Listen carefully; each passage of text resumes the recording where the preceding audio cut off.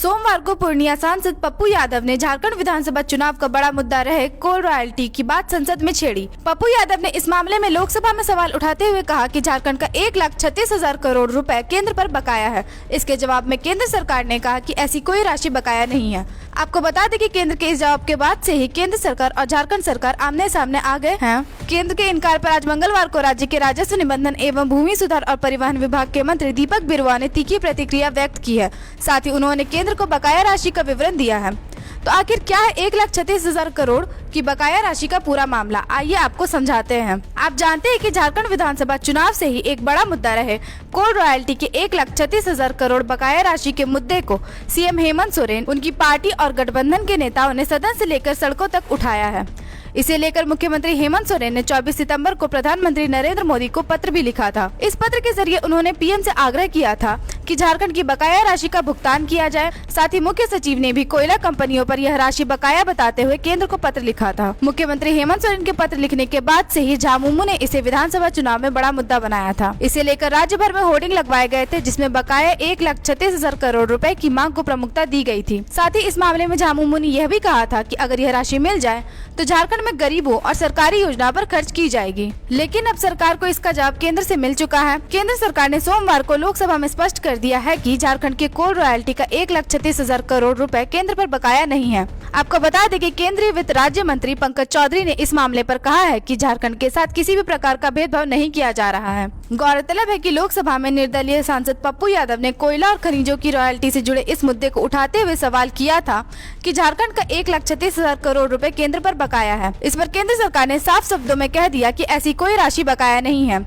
वहीं कोल रॉयल्टी के मद में बकाया 1,36,000 करोड़ रुपए देने से केंद्र सरकार के इनकार से झारखंड सरकार को बड़ा झटका लगा है। ऐसे में केंद्र के इनकार करने पर तीखी प्रतिक्रिया व्यक्त करते हुए राज्य के राजस्व निबंधन एवं भूमि सुधार और परिवहन विभाग के मंत्री दीपक बिरुआ ने बकाया राशि का विवरण दिया है। साथ ही उन्होंने कहा है कि झारखंड की मैया, बच्चों, युवा, वृद्ध, आदिवासी मूलवासी, दलित, अल्पसंख्यक और विस्थापितों के विकास के लिए हमारा बकाया देने से केंद्र सरकार ने इनकार कर दिया है। आपको जानकारी दे दें कि मंत्री दीपक बिरुआ ने केंद्र के बकाया राशि का जो विवरण दिया है, इसमें दर्शाया गया है कि झारखंड का केंद्र पर कुल बकाया राशि लगभग 1,36,000 करोड़ रुपए का है। इसमें वॉश्ड कोयला रॉयल्टी के रूप में 2,900 करोड़, पर्यावरण मंजूरी सीमा के उल्लंघन के लिए 32,000 करोड़, भूमि अधिग्रहण मुआवजे के रूप में लगभग 41,000 करोड़ की राशि का जिक्र है।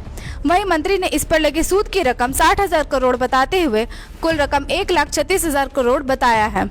इस मुद्दे पर मंत्री दीपक बिरुआ ने आगे कहा है कि इनकी नीयत प्रारंभ से ही झारखंडियों को दबाने और उनका हक अधिकार छीनने की रही है, लेकिन हम अपना संघर्ष जारी रखेंगे और झारखंडियों के हक अधिकार के लिए कानूनी लड़ाई लड़ेंगे। वहीं इस मामले पर 17 दिसंबर को एक प्रेस वार्ता के जरिए झामुमो के केंद्रीय महासचिव सह प्रवक्ता सुप्रियो भट्टाचार्य ने केंद्र सरकार को अल्टीमेटम देते हुए कहा कि केंद्र अगर 15 दिन के अंदर रॉयल्टी का पैसा नहीं देगा तो अब आर पार की लड़ाई होगी, क्योंकि अब झुकने का नहीं, लड़ने का समय आ गया है। ऐसे में हम कह सकते हैं कि झामुमो ने आर पार की लड़ाई के साथ ही केंद्र सरकार को चुनौती दी है कि अगर केंद्र सरकार राज्य का बकाया पैसा नहीं देगी तो झारखंड से एक गाड़ी कोयला भी नहीं उठने देंगे।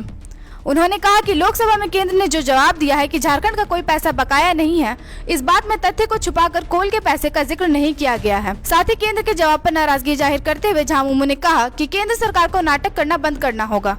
कोयला हमारा, जमीन हमारी, इसे मर्जी किसी और की नहीं चलेगी कि अगर 15 दिनों में कोल इंडिया इस पर जवाब नहीं देता है तो झारखंड से कोयला नहीं निकलने देंगे। आपको जानकारी होगी कि देश में इस्तेमाल होने वाली कोयला की बड़ी आपूर्ति झारखंड से होती है। ऐसे में अब देखना दिलचस्प होगा कि कोल रॉयल्टी की बकाया राशि मामले में केंद्र और राज्य सरकार के बीच छिड़ा विवाद कितना आगे बढ़ता है या फिर कितनी जल्दी सुलझता है।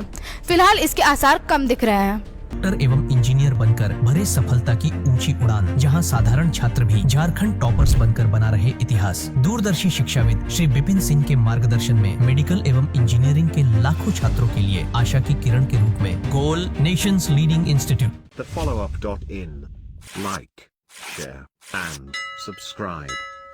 www.thefollowup.in